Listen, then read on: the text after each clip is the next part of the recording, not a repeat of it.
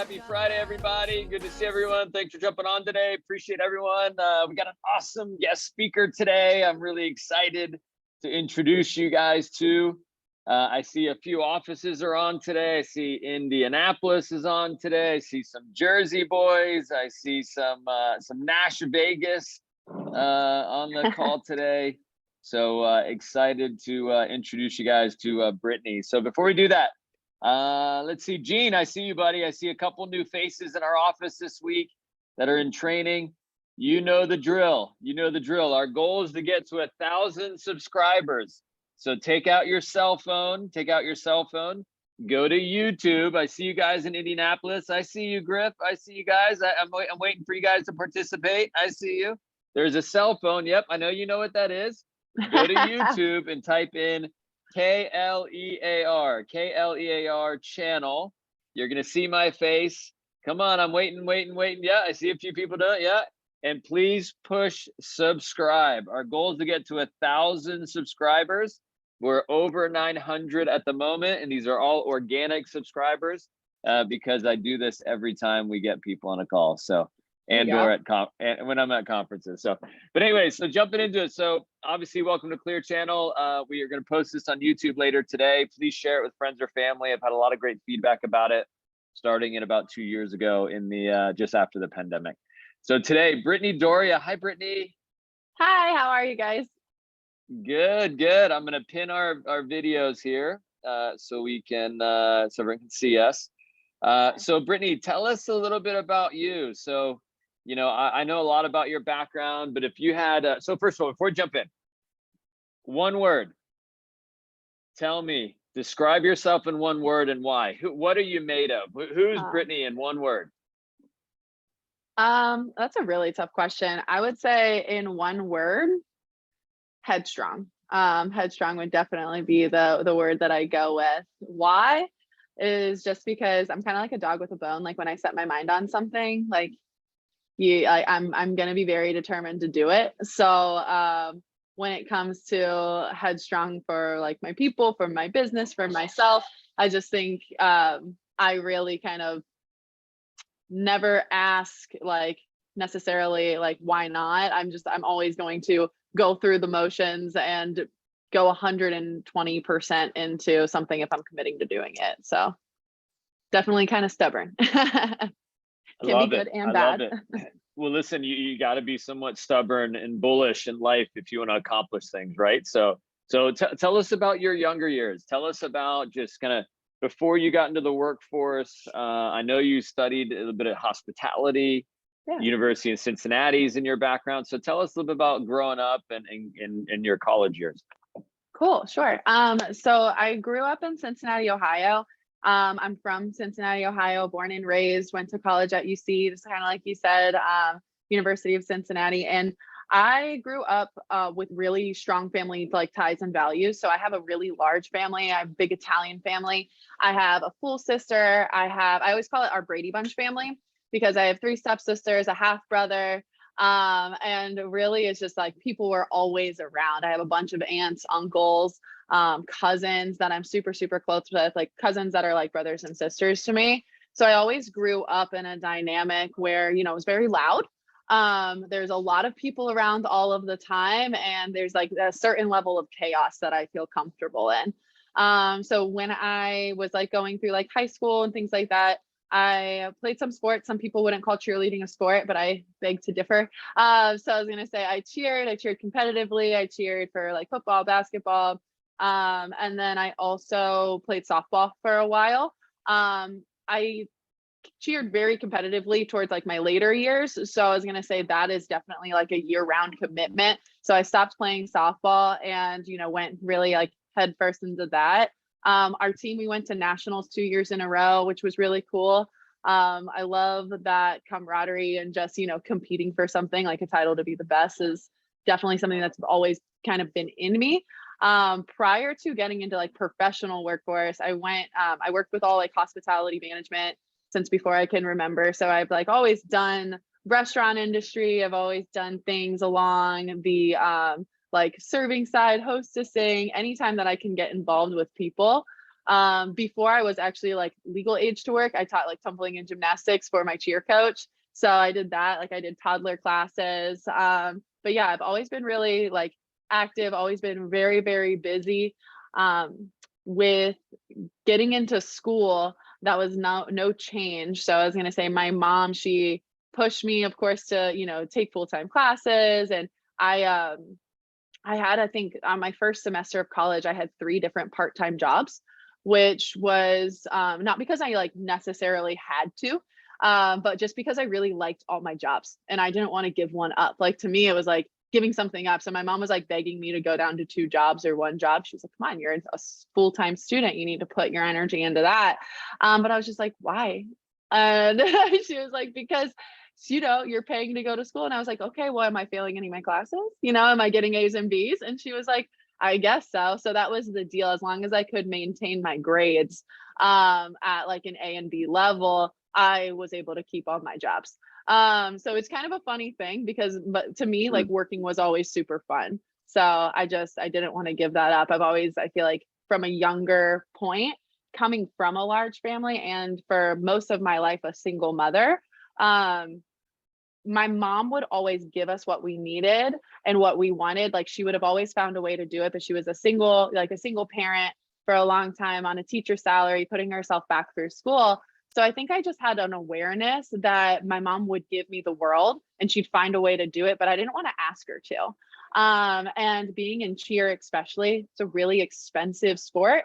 So with that, once I got to the age where I could contribute and buy myself things, I started loving the opportunity to like give myself what I wanted versus ask someone else for it. So I think that's really kind of where like that addiction to work came from. Yeah, and listen, it's interesting because you obviously that you start in our industry in Cincinnati. You move to the pandemic, a lot of craziness goes on. You move to obviously the East Coast. You get promoted. You now run a business, and you got onto this retail idea. You did business to business. Now you're on the retail side of things, and your career is really kind of pulled one of these and my just outside looking in, right? And I know we talked a little bit, and I do my best just to watch and give you a couple tips here and there, but you're doing awesome. So tell me about, okay, I'm young in sales, the type of thing. I'm new in this industry. What would you tell yourself? What would you say? Hey, you know what, Brittany, starting on my first 30 days and new into sales, new into this retail opportunity that we do, most of us, what would you say to yourself to help your first 30 days go amazing? For the first 30, yeah. So I would say just have fun and be humble, right? Because for everyone, this is a new experience. And for myself, I went from being like as I would consider kind of like a master of my craft in hospitality and in management. I was in management prior to this. It was just a totally different type of management and working for other people. But to go to the quote unquote like low man on the totem pole, which was my idea of it, was really nerve-wracking. And I was really scared to make mistakes. I was really scared not to be seen as the expert. So sometimes I didn't always ask for all the help that I could have gotten. But I think in someone's first 30 days and in mine, if someone just takes full ownership of being a student and like being humble, that is really gonna catapult them into a position where there's never enough to learn. We always can take on more and we can do more. And there's so many people around us that just really push the envelope on leveling up. We just got to be like humble enough to accept that maybe, we're not where we want to be, and that's okay, but we're going to be pushing for it. So that would be it. Nice. And what, did you struggle at the sales at all? Did you struggle? I mean, what was a big struggle when you were new? Was it rejection? I mean, maybe you didn't. And some people come in and they're just like a natural at this thing. I know I sure wasn't, but do you have any struggles and how did you handle it? Yeah, for sure. I wasn't terrible, but I wasn't good. So I guess I was terrible. But so what kind of most mentioned is I did hospitality management, right? So like bartending, serving, things like that. I was very, very comfortable talking with people. However, I was very used to people coming into my domain where I very much felt in control. So, right, if I'm behind the bar and you're coming to see me and you're walking up to my bar, I know you want something. I know you want a drink. right? So I've got no problem. Hey, what's going on? Oh, try this, do that, and being the expert because that was my element. So starting, like you said, with business to business sales and marketing, business to business is you're totally going into someone else's element. So it was a really weird, right? It was a really, really weird mindset flip for being the one that was, because I was like, yeah, I can talk to people, I can totally sell things. And I had this confidence that I got super humbled right when I started because it was people coming in, like I was used to people coming into my environment when I had to turn around and then now go into theirs. And I had to deal with, I would say my biggest struggle initially was dealing with the feeling that like I was bothering someone. Or like, am I interrupting them? And I was trying, like, I always saw myself as someone who was mindful and respectful. So I needed to wrap just my frame of reference around the point that, hey, we're providing a service, a huge service, and you know, it's a massive convenience for me to come to you. And someone's day is going to be made better because they interacted with me versus, oh, I'm, you know, interrupting or they might not want this, right? So I think it's just a self-talk game. But definitely that confidence in myself and the confidence that what I had to offer was massive and, you know, gonna be super great for anyone who took the time to stop and listen. That was a struggle initially for sure. Nice. Nice. And listen, maybe not so nice when you go through it, but a huge, huge learning, right? So Right. I can only imagine, you know, I remember talking to Michael, who taught me the business, and obviously for you, Patrick, and others, right? It's like, imagine if someone that you learn from, they said, you know what? I've never been through any of that. I read about it in a book once. I read about this other person one time that did this thing that sounds like what you're talking about, right? Right. That doesn't happen in our business, obviously. It's, So go ahead. I was just gonna say, it's kind of funny. What honestly kind of flipped that mindset for me was it was one of my friends who had like recently bought a house, right? And I remember we were kind of talking to him about what I do, and like I was like, yeah, it's kind of like, you know, like when people come to your house or like go into your business and this and that. And I was always and early on very shy about talking about what we did because I didn't know how to articulate it in a professional way, and I was nervous about how people would have perceived the sales, right? Or perceived me in it. And my friend said something, he was like, yeah, I used to think that, you know, I wouldn't want to talk to people who came to my house. He's like, I'm gonna tell you, Brittany, right now, as a homeowner, the convenience of someone coming to me and saying, hey, can I help you out? Or hey, can I save you money? He was like, I'll answer the door all day and I'll give them any ounce of time if they're trying to save me money. Do you know how much my mortgage is? And I was like, I started like dying laughing, but it was a big switch, like so simple, but it flipped for me on that Yeah. point where I was like, yeah, it's not only providing a great product, but it's providing a great person and a great service to them, where a lot of the stuff that we work with is out of sight, out of mind. And when we can bring it to someone's attention and make it really simple for them to make a decision, like that's, you can't put a price on that. Yeah, and it's convenience, right? So people go to Starbucks for convenience. And maybe some people like the coffee. I'm not saying you don't, but you also pay for that premium, right? You pay for that convenience. So it's hence why we you know, our clients pay for our convenience and our service. So you grow up in our business. You take your experience from being in management and hospitality in a hospitality group. You come in and apply yourself. You go through all the bumps and bruises of learning business and learning how to, you know, your own, you know, growth and those challenges, and you start running an office. Tell us a little bit about, you know, you've been in business how long now? 18 months. 18 months. So Year and a half. what about a year and a half? So what was your, just curious, so in 1 week of sales, what was the most you made in 1 week of sales as a rep? 2,200. Well, that's pretty darn good. Okay, cool. That's awesome. Yeah, okay. So, and then on the flip side, building a team, learning the business, running a location now, what's the most you've made in a week running an office? Almost 31,000. So 2,000 to 31,000 in less than a year and a half. It's pretty nuts. Yeah.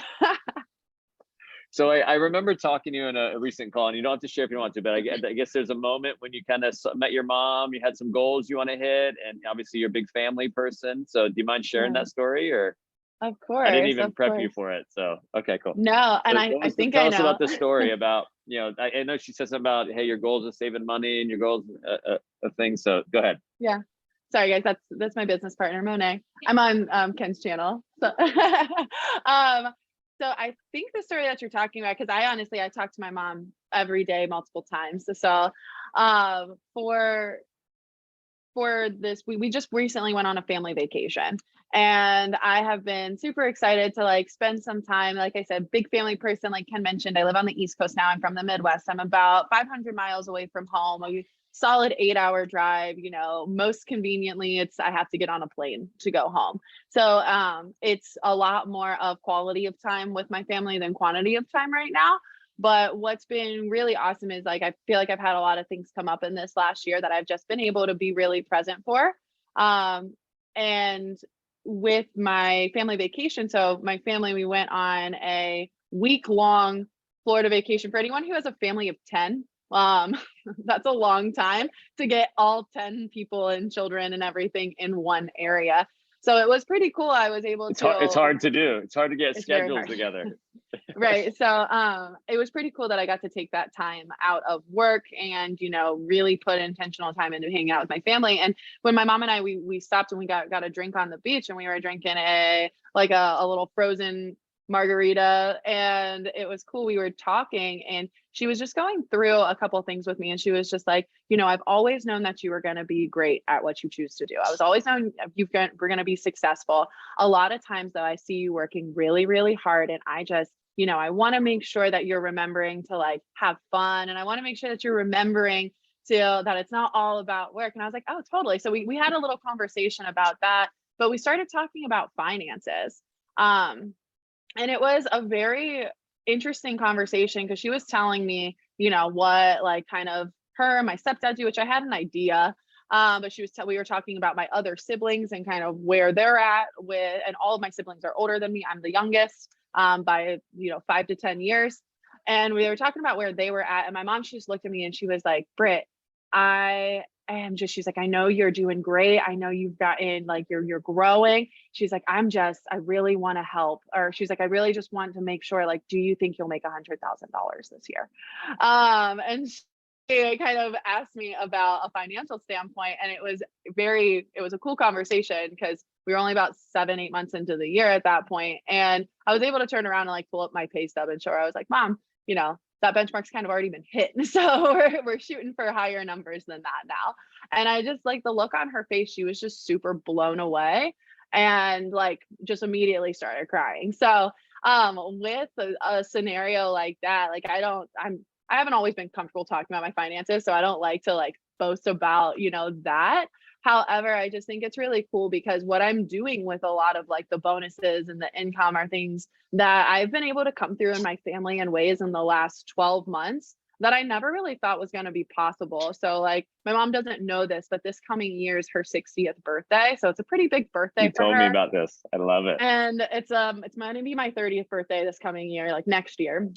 And I'm going to take her on a 2-week trip to Italy because I was going to say we're from Calabria and Sicily. So I was going to say we're going on a 2-week vacation. She doesn't know it yet, but it's going to be fully paid for by myself and my business. I'm taking her and my sister. And then recently my sister, her youngest son, he's 4 months old, just had a couple health things come up. And he needs to be taken out of daycare because of like respiratory issues. And he keeps, finding himself back in the hospital.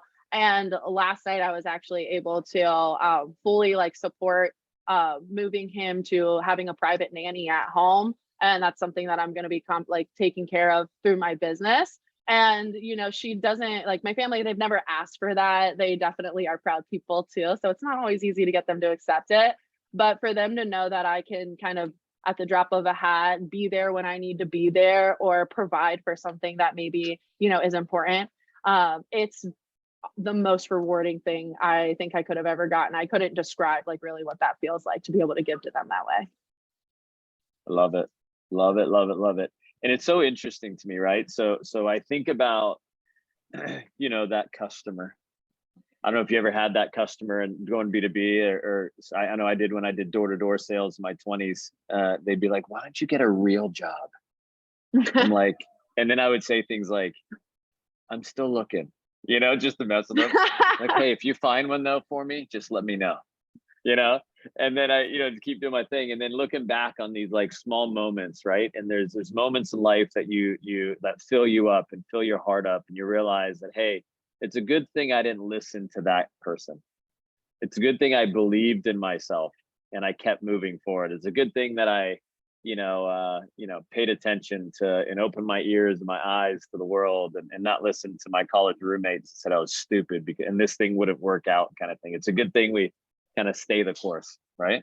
So, right. Brittany, I absolutely love it.